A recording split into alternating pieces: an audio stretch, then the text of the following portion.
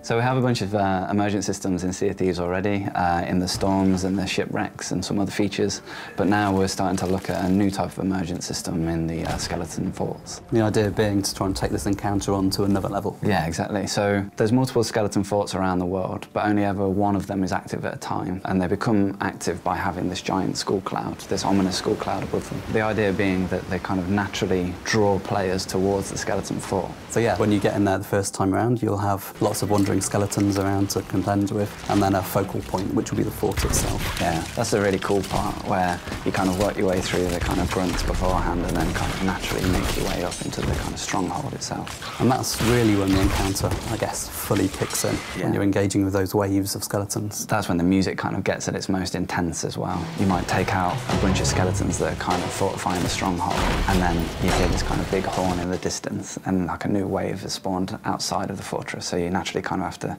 exit the stronghold and fight on the beaches. You could have half of your crew that are kind of in the stronghold and they're fighting these skeletons, whilst the other crew are kind of circling the island, shooting cannons inwards to try and take out any skeletons that are on the island as well.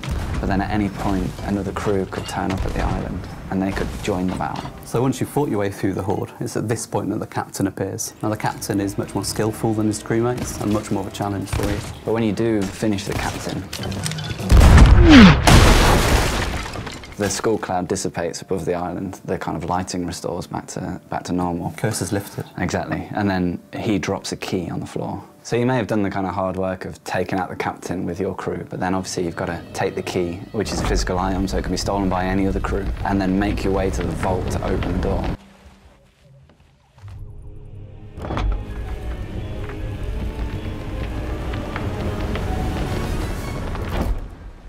Definitely, your troubles aren't necessarily over at that point. There's a lot of loot in that vault. Yeah, we intentionally put more loot in there than you can carry for one crew, so you've got to choose to kind of make multiple journeys back and forth between your ship to kind of collect all of the rewards. It's at this point where alliances could well break down. Yeah. All form based on whether you want to kind of share the rewards with the other crews. So as with everything in Sea of Thieves, we're going to keep adding content to make that emergent sandbox.